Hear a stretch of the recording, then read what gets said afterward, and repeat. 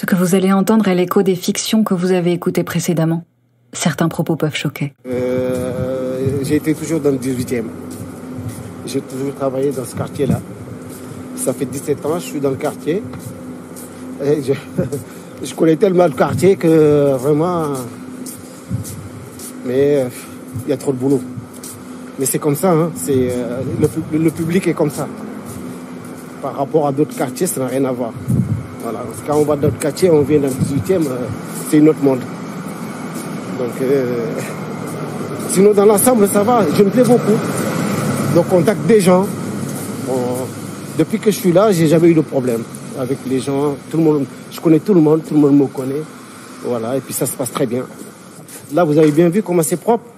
Mais après notre pause, en sortant à 10h, on arrive encore ici comme on n'a pas travaillé. C'est dommage, mais c'est comme ça. C'est le public, hein. Le public du 18e et d'autres quartiers, ça n'a rien à voir. D'abord, c'est aller nettoyer devant les écoles pour que les enfants, quand ils arrivent, ils trouvent que devant leur école, c'est propre. Qu'ils peuvent circuler dans de bonnes conditions parce qu'on est un quartier aussi qui a trop de toxicos. Donc il y a des seringues qu'on les trouve droite à gauche. Bon, tout ça, c'est pour protéger nos petits-enfants. Ce sont nos enfants, hein. C'est tout à fait normal. On leur rend service. Chez les femmes, il y a une honte qui est beaucoup plus prégnante à faire l'aveu et le constat de la dépendance et donc à demander de l'aide. Et en même temps, c'est beaucoup plus stigmatisé par la société. Déjà que de manière générale, la dépendance, c'est honteux de manière générale, mais en plus, souvent, on peut penser que ça relève juste de la volonté de quelqu'un de consommer ou de pas consommer, alors qu'il y a beaucoup plus de choses derrière.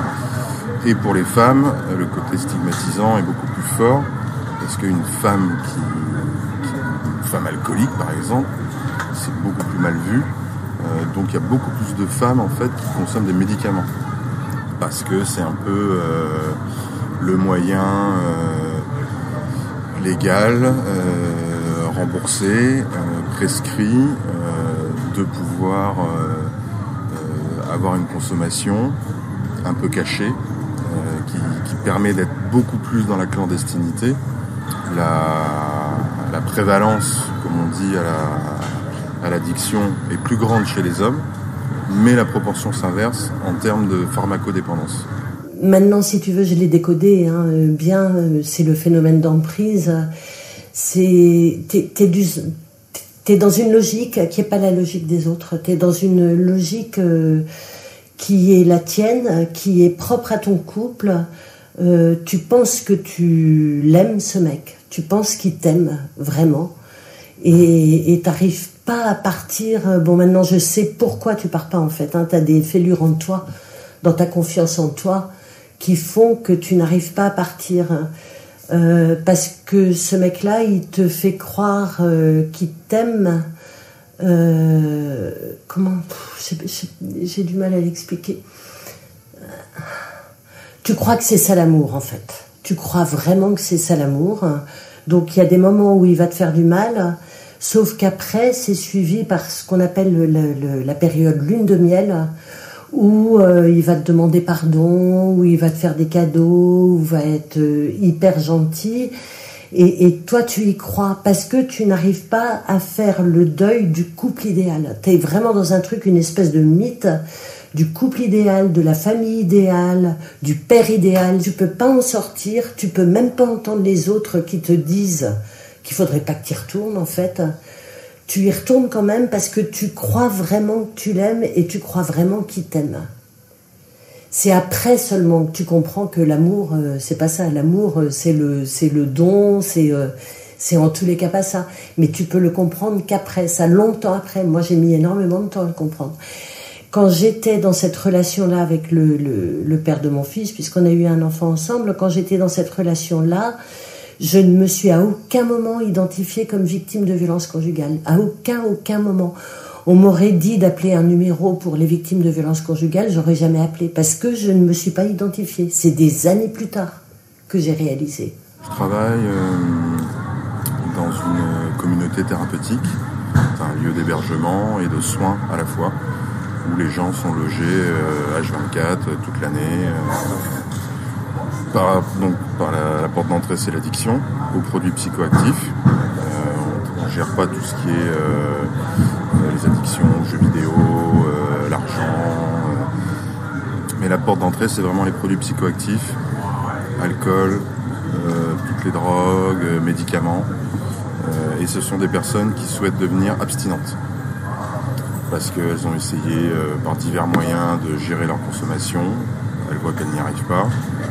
Et à un moment donné, elles se disent il n'y a peut-être plus que ça qui peut marcher pour moi et m'aider à m'en sortir, retrouver une vie à peu près équilibrée, saine, reprendre ma vie en main, me réinsérer professionnellement, socialement, etc., etc. Dans les quartiers populaires, donc à Saint-Denis, j'allais travailler avec des lycéens en seconde et je leur faisais des ateliers de développement personnel pour les aider à trouver une orientation professionnelle et à gagner de la confiance en eux. Et donc ces séquences, c'était autant de leur raconter des histoires sur mon propre parcours que de leur faire une séance de relaxation, que de leur faire du yoga. Et surtout, ce qui les déconcertait le plus, c'est qu'on commençait la séance par retirer nos chaussures et s'asseoir en cercle par terre. Et ça, vraiment, quand t'as 15 ans, te retrouver en chaussettes devant tes collègues, c'est vraiment bizarre. Et on ouvrait un espace de parole et de discussion où il n'y avait pas de limite dans ce qu'on pouvait échanger. Donc c'était aussi leur apprendre à communiquer. Et ce qui était très joli, c'est que finalement, à 15 ans, t'es mal dans tes baskets, parce que t'es adolescent et que c'est super bizarre tout ce que tu traverses. Et à la fin des séances, ils réalisaient qu'ils avaient tous le même âge et qu'ils avaient tous les mêmes types de questions et qu'en fait, le groupe peut aussi donner de la force. Et que dans une classe, tu peux trouver des échos dans une classe d'âge et qu'on a les mêmes questions et qu'on n'est pas si différents les uns des autres. Souvent, moi, quand je nettoie, les enfants, ils passent, ils me regardent, je rigole, je dis « Ah, vous avez vu le tonton, comment il est en train de galérer ?»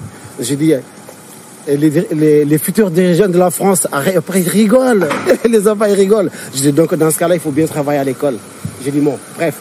C'est mon choix. Mais moi, j'avais fait 27 ans dans le privé avant d'arriver ici.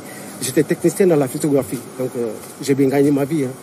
C'est après, les sociétés de l'équalise, il y a eu des problèmes et j'ai passé un concours, je suis rentré à la ville de Paris. J'ai dit, même pour aller balayer maintenant, il faut passer un concours. Là, tu vois, par exemple, il y a eu le confinement et on a beaucoup parlé de la violence conjugale qui avait été exacerbée. À mon avis, elle n'est pas du tout exacerbée. C'est simplement que les voisins ont beaucoup plus appelé que d'habitude. Parce que je suis sidérée de voir à quel point les gens ne veulent pas intervenir. Plus on intervient vite dans les situations de violence conjugale et plus on oblige l'auteur de violence conjugale à faire un travail sur lui-même, et mieux on en sortira. Parce qu'on ne peut pas traiter le problème de la violence conjugale juste en extrayant la femme de la violence. Si on ne traite pas le mec, il va recommencer avec la suivante. Et je l'ai vu, moi, dans mon travail en prison, je l'ai vu, des mecs qui revenaient parce qu'ils ont recommencé avec une nouvelle compagne et que ça va de plus en plus loin à chaque fois. Et pour le coup, la déchéance, là, elle est très très forte avec le crack, physiquement, et par rapport à la dignité de ce que tu es capable de faire pour obtenir cette putain de drogue. C'est un truc de fou. Mais après, les déchéances physiques, elles sont incroyables. Les pathologies, les dents, les machins, enfin, c'est terrible comme drogue. Même si celle qui est la plus transversale à tous ceux qu'on accueille, c'est l'alcool. Ça reste le truc, c'est légal, on trouve partout, n'importe quelle heure. Perdre la maîtrise. Ça, c'est un terme qui est important, c'est que quand tu es dépendant, tu perds la maîtrise dans tous les sens. Comme je te disais tout à l'heure par rapport à la violence, les valeurs, le mensonge, tu es prêt à vendre père et mère pour obtenir ce que tu veux. Qu'est-ce qui m'a fait partir ? Moi, je crois que c'est mon fils qui m'a fait partir. C'est vraiment mon fils, je pense, qui m'a fait partir. Parce que ce que tu supportes pour toi, puisque la violence conjugale, elle existait avant ma grossesse, il n'y a pas eu de violence conjugale pendant la grossesse, ce qui est assez rare. La plupart des femmes, elles vivent la violence conjugale pendant la grossesse. Ce qui m'a fait partir, c'est que ce que je supportais pour moi, c'était plus supportable pour mon fils. Que toutes les nuits, il se réveillait en pleurant. Que moi, toutes les nuits, j'avais peur. Donc voilà, il y a un jour... Et puis alors, comment on part ? Pourquoi on part un certain jour ? J'en sais rien. Et ça, je l'ai noté chez toutes les femmes victimes de violences conjugales dont je me suis occupée par la suite et où je vois encore maintenant... t'as un jour une espèce de déclic. Moi, ça s'est produit un soir, comme tous les autres soirs, il n'y avait rien de particulier, tu vois, c'était comme tous les autres soirs. Et puis, il m'a dit à un moment, je vais acheter des bières. J'ai pris mon fils, je l'ai mis dans la poussette et je suis partie. J'avais pas de biberon, j'avais pas de couche, il était encore petit, il avait pas 1 an. J'avais pas de biberon, j'avais pas de couche, j'avais pas de vêtements, j'avais rien du tout. J'ai pensé à tailler la route. Et quasiment toutes les femmes à qui j'ai parlé, elles sont parties de la même façon. Moi, j'ai perdu mon père quand j'avais 14 ans. Et j'ai passé, je pense, 15 ans de ma vie à chercher des outils sur comment on est vivant quand on connaît des deuils et des grands malheurs dans la vie. Et qu'est-ce qui fait que ça a du sens et comment on explique la mort et comment on s'approprie les événements de nos vies.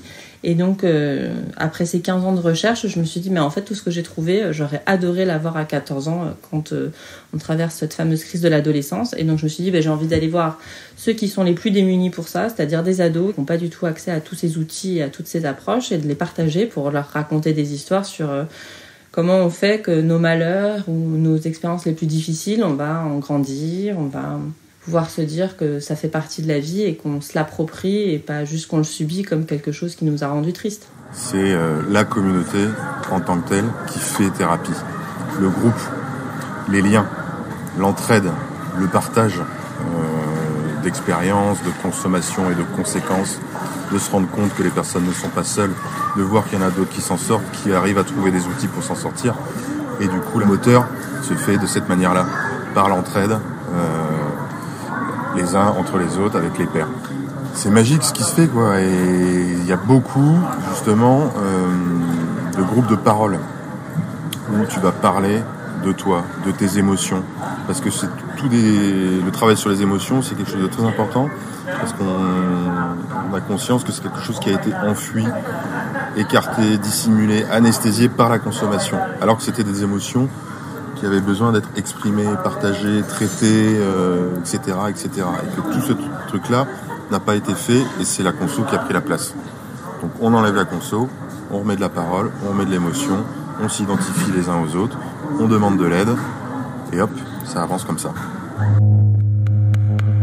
Les Invincibles. Les Invincibles.